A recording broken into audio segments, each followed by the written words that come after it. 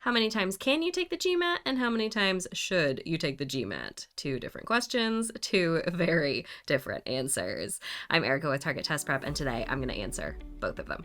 Starting with the first question, there used to be a lifetime limit on the number of GMAT exams you could take in your lifetime, with a maximum of 8 exam attempts per person. However, as of last year, that limit has been lifted, and now you can technically take the GMAT as many times as you want. That said, there are some restrictions.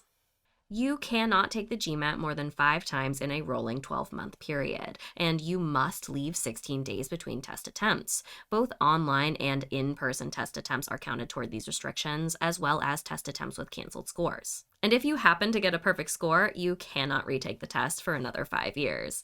Thank goodness I only got a perfect verbal score. But just because you can take the test 5 times in less than 3 months doesn't mean that you should, which brings us to our second and more important question.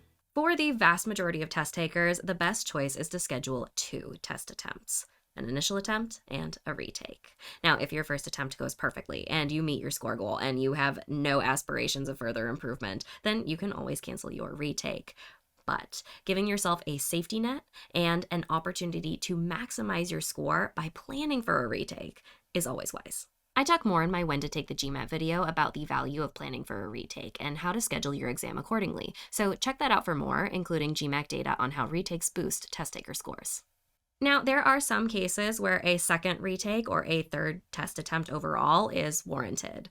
A specific disaster on the previous test attempt, a large amount of time passing between test attempts, a major change in prep approach, such as starting a new course or embarking on tutoring, etc., etc.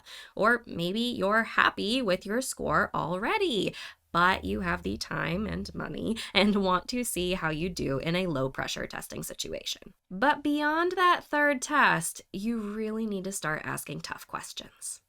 What's different about this attempt?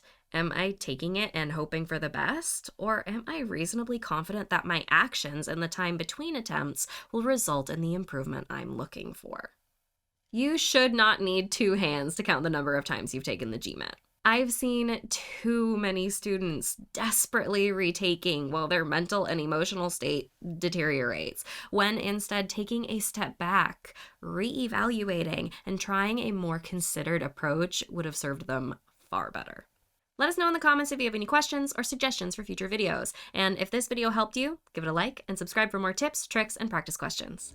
Thanks for watching, and I'll see you in the next one.